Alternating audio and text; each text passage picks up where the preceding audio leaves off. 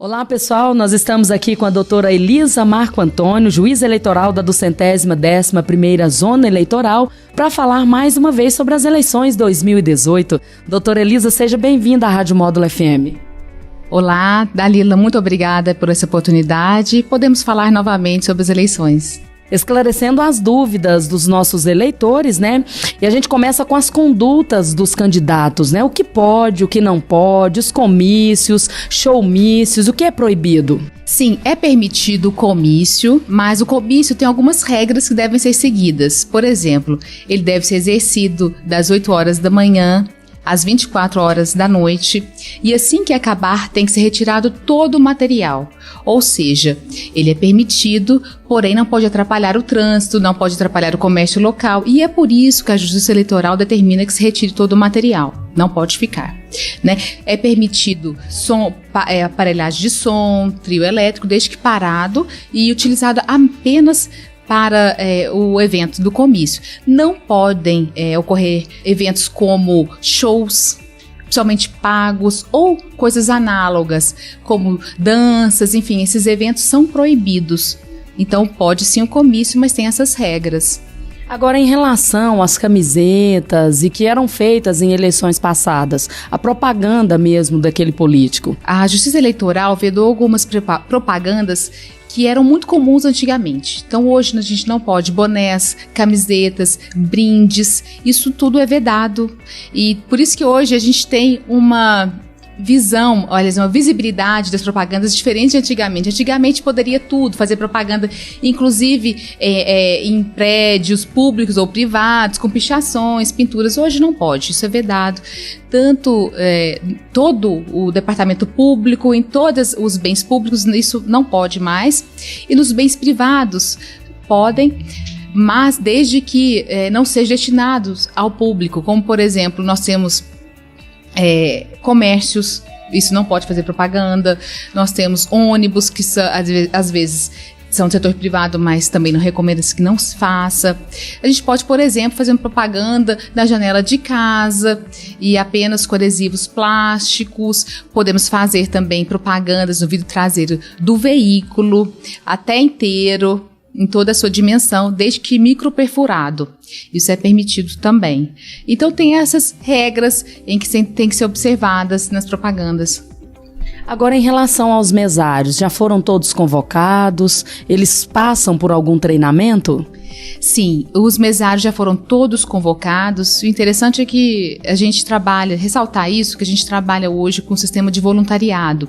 Ou seja, a própria pessoa interessada se prontifica a trabalhar. Então nós temos uma lista toda e a gente obedece ela. Isso garante o sucesso dos trabalhos das eleições, porque não há o grande volume de dispensa.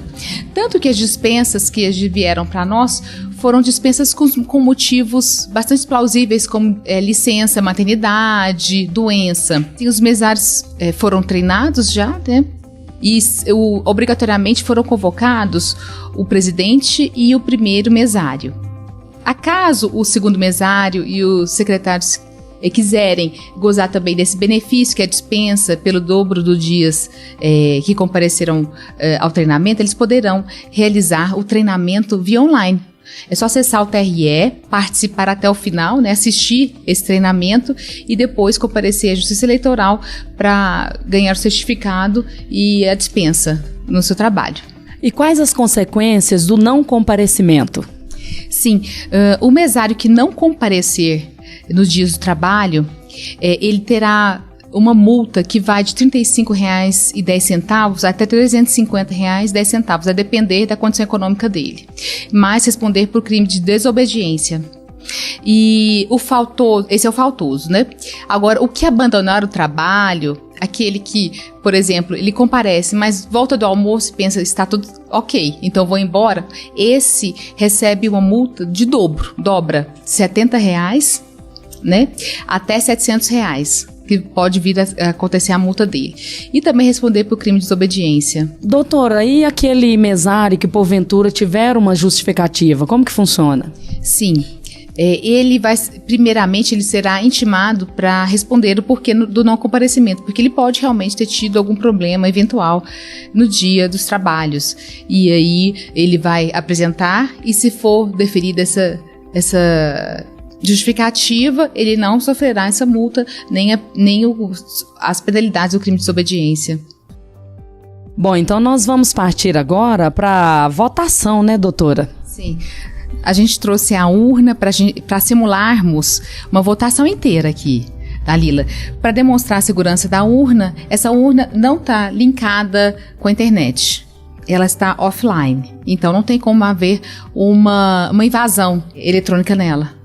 E a gente conversava aqui que as eleições esse ano estão bastante seguras também. Sim, estão bastante seguras. Sempre são refeitos todos os programas de segurança da urna, e existe uma autenticação de todas as assinaturas dos programas, que eles são por volta de 23 programas. E essa autenticação é feita com o presidente da OAB de Minas Gerais, o representante do Ministério Público, do TRE, enfim, e se chama sistema hash. E depois nós vamos fazer isso, que é uma eleição simultânea, ao mesmo tempo, onde se imprime também essa autenticação, que é essa assinatura de todas as autoridades, de que não existe nada dentro da urna. O primeiro ato da urna é a impressão da zerésima. Os mesários chegarão nas sessões e começa às 7 horas os trabalhos. Ele vai imprimir essa zerésima. O que significa? É a demonstração de que não existe nada, nenhum voto dentro da urna. E tem que ele estar zerada. Ou seja, vamos começar a votar para a gente preencher o exercício do voto e eleger de acordo com o que está aqui. E a gente aperta o confirma. Vou apertar só para a gente vai começar a emissão da zerésima.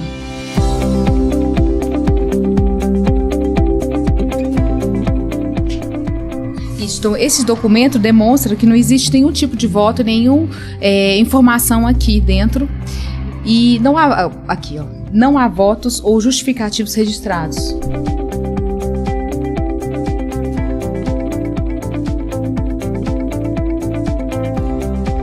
E agora a gente pode simular uma votação. Eu te convido a fazer as suas escolhas de acordo com a lista de treinamento. Bom, eu escolhi o atletismo. Isso. Então, deputado federal são 4 dígitos. Ó.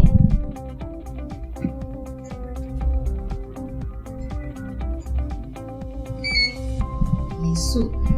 E só o próximo, dá uma paradinha para a gente poder demonstrar a foto do seu candidato, para você dar o ok depois, o partido. Aí vamos, deputado estadual com 5 dígitos, pode votar, Dalila.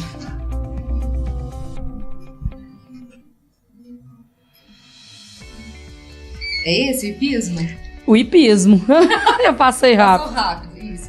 Agora, vamos para senador. Lembrando que são 2 senadores que temos que escolher o candidato e votar. Ah, vou escolher agora. Agora eu vou esperar, hein, gente. Ó. Quem que é? Quem que é o seu candidato? Ó.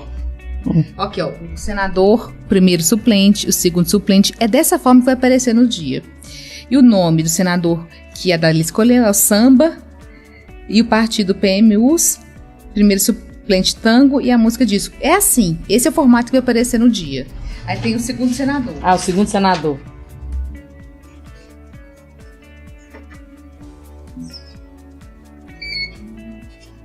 Isso, e agora agora o governador. Eu vou ler no partido. Isso. Finalmente o presidente.